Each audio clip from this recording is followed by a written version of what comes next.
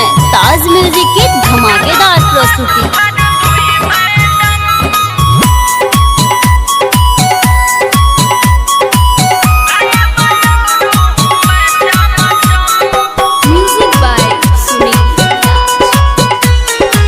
चलो घुमा दो हर दोई मैडम, लाया बोलोरो हूँ मैं चमचम, सारा शहर में दिखाऊंगा तुझे, आजा न बैठो क्यों करती हो शर्म।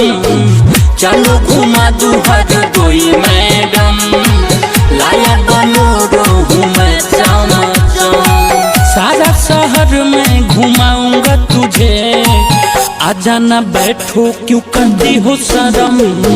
चलो घुमा दूं हर दोई मैडम, लाया बोलोरो हूँ मैं चमचम।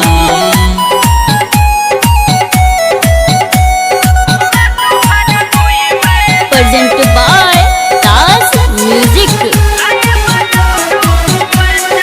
आदित्य रिकॉर्डिंग स्टूडियो सिसवन बाजार।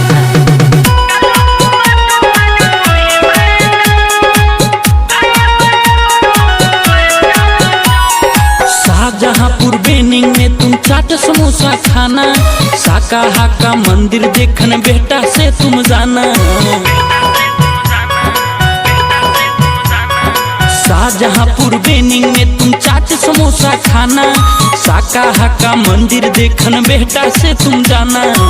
बार बार तुमसे कहते हैं हम, चलो घुमा दो हर दोई मैडम, सारा शहर में दिखाऊंगा तुझे, आजा न बैठो क्यों करती हो शर्म।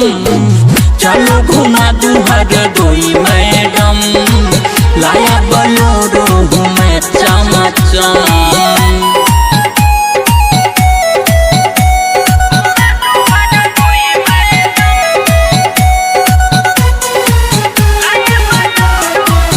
प्रेजेंट बाय ताज म्यूजिक,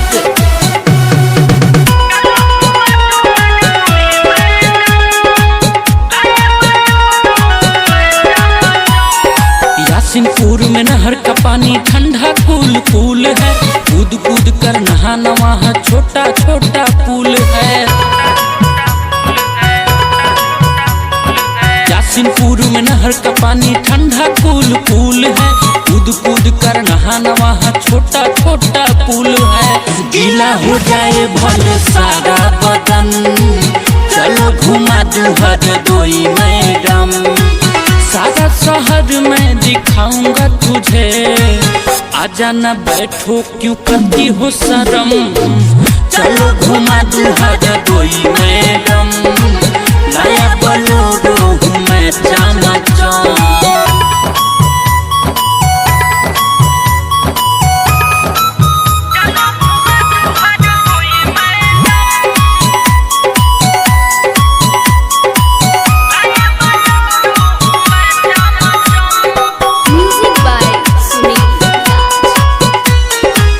सलोना अक्षय कुमार वासुदेव बुलाए, शाहबाद से बर्फी लड्डू तेरे लिए लाए।